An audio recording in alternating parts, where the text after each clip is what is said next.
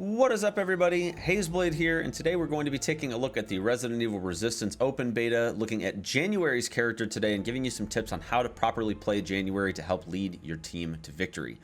So obviously, with this being an open beta, in the full release there may be some changes as far as abilities and how frequently they can be used and how effective they are, things like that. But for the purposes of this video, and this being a part of a series where we're going to cover all of the survivors, there will be a bit of talk about the overall strategy, as well as how your character can specifically contribute to the success of the group overall. So specifically with January, January has two primary abilities. She has a single target hack, which she can use on any single camera, and it will allow you to disable that camera for a short period of time. So if the mastermind is actively spawning enemies into an area that you're trying to progress through, you can target that camera and disable it for a short period of time to prevent them. So I'm actually doing a hack right here to disable this camera, so that way he's not spawning enemies on our survivor that is in the back. Now, throughout this first stage, you're going to want to be grabbing these key items. These key items will open up the lock to allow you to progress to the second area. In this particular case, there was one key inside of this office that I was able to grab, and some of my teammates helped me grab the other key items that allowed us to progress through this area quite quickly. This is actually one of my faster runs that I was able to get through the starting zone because we had a group of survivors that were working very well together.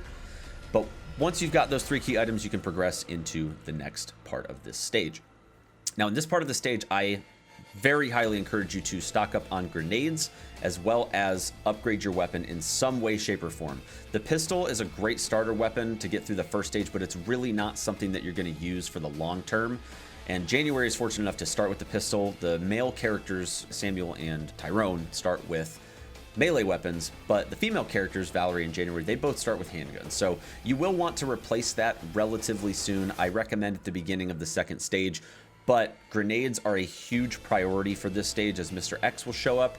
And if any circumstance arises where, if you're not playing as Tyrone or Samuel, you can very quickly end up in a position where you're not able to defend yourself against Mr. X if he tries to grab you, if he tries to chase after you.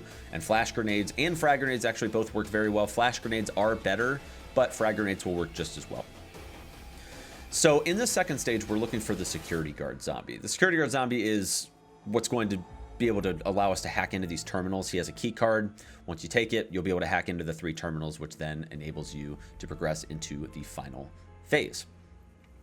Now, this is a great opportunity to talk about the traps that are on the floor. So as you'll notice, I'm kind of hit and miss when it comes to disabling these traps.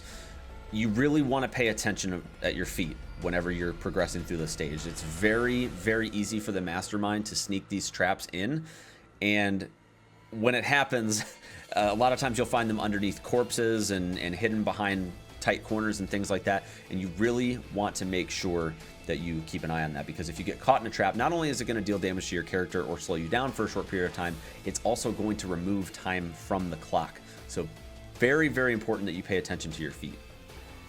Now, you'll notice just a few moments ago when we entered that office, I used the secondary ability for January. So I'm going to talk about that very quickly as well.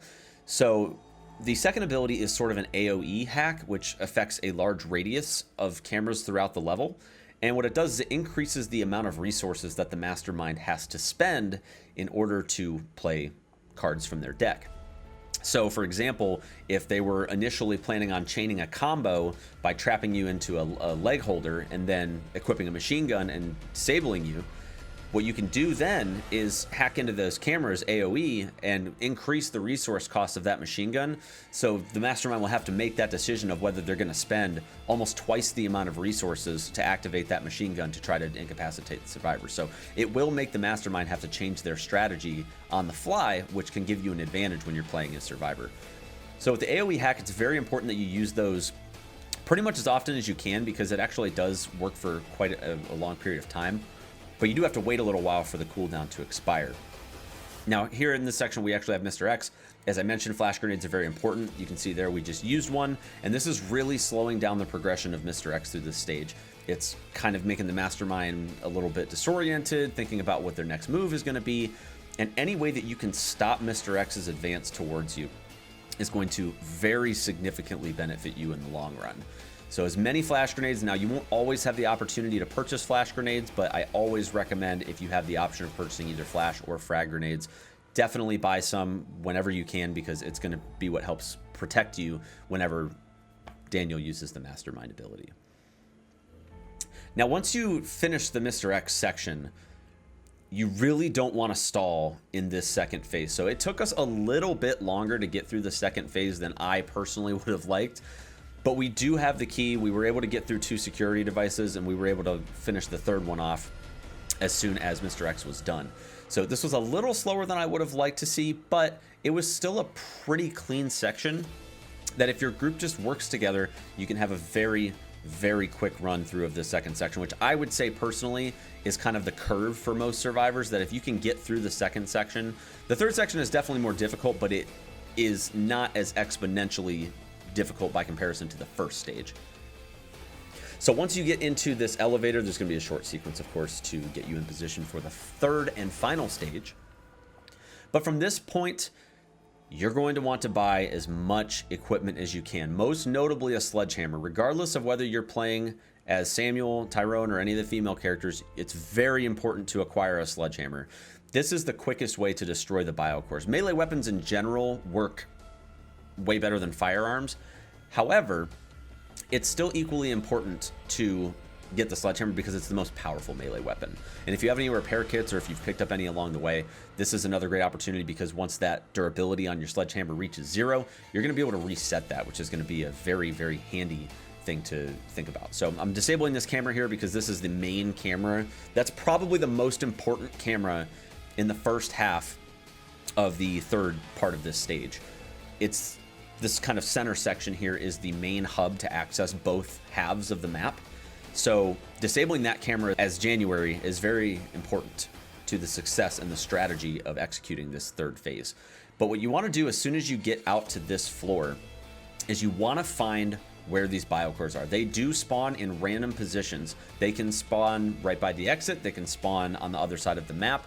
And whenever you destroy one, the subsequent locations are also randomized, and you can only have one biocore up at a time. So you'll only ever know the location of one of them at a time. So it's very important that you know very quickly where these biocores are, so you can start executing this strategy and put the mastermind in a position where they have to think quickly. It's also important to note that you don't have to kill everything. This game is not about just killing zombies, although you do get a time bonus for killing them. So if you have downtime, for example, while waiting for this lift, if there were enemies nearby, it would be a great opportunity to kill them. You don't have to kill every single enemy in the stage. It's not a requirement to win, although it does give you a time bonus. More often than not, you're going to end up taking damage, especially if the mastermind decides to control one of the zombies. Now, in this case, we didn't really have a lot of situations where the mastermind took direct control of a zombie, which actually may be why this mastermind did not perform as well.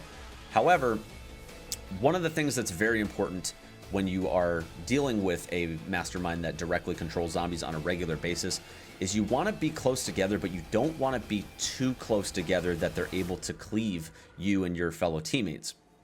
So that's just one of those things. And this is another example where buying flash grenades is incredibly important, because in this particular section, we were actually able to pretty much completely shut down Mr. X from inflicting any damage on the survivors throughout the entirety of this run. So we were all stocked up on flash grenades. As soon as he started doing his thing, we were able to get out of there pretty quickly, actually. Now, unfortunately, I was not able to save our friend. This was kind of a situation where I had run out of equipment, and I was trying to be conservative, knowing that we were coming towards the end of this. So I ended up having to make the call to let him die, but we actually had a couple of setbacks in this back section. We've only actually gotten rid of one biocore in this phase. And again, this is a situation where I would have liked to have seen a little bit better execution from my teammates here. But again, it's very important that when Mr. X shows up that you have a strategy in place, so you're not just continually getting your teammates killed. So at this stage, we've actually been able to destroy the second biocore. We are going to be moving on to the third one. And again, very quickly want to determine these locations. You do not want to waste time figuring out where these biocores are. So that liquor, I'm running right by that liquor because it is not relevant for me to try to kill that liquor that's way up there while I'm trying to focus on the objective at hand. Now, my survivors that I was working with, some of them were available to help me out. So we actually did have a couple survivors tune in here to help me destroy this biocore.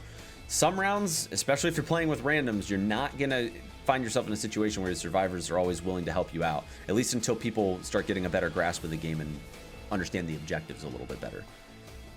But this is a situation where we did have quite a bit of teamwork, and it was kind of inconsistent, but overall we actually had some pretty good teamwork throughout, and it worked out pretty nicely. We were able to get that third biocore disabled relatively quickly and start opening up the exit in a timely manner. Now, I will talk about this in a future video, but you did notice there that Samuel was kind of doing this punch thing to increase his movement speed. That is, I guess you could say it's sort of an exploit, and I'm sure that that's going to get patched at some point. We will talk about that in the Samuel video, although I didn't really use that to my advantage very much in the footage. But that is something that you can do as Samuel that we'll talk about a little bit in the Samuel video coming later this week. We'll also talk about some strategies for Valerie here. You'll see that she's laying down a first aid spray at the end, which helps just kind of cover the group towards the end. But as you can see, we stacked up very tightly there in the finale. Once we pulled the lever, we were able to ward off with grenades and all of our heavy firepower, and we were able to escape. So that is going to do it for this video. That's a little bit on the January gameplay and the Resident Evil Resistance open beta. Be sure to like, comment, and subscribe, and I will see you guys in the next video. Take care.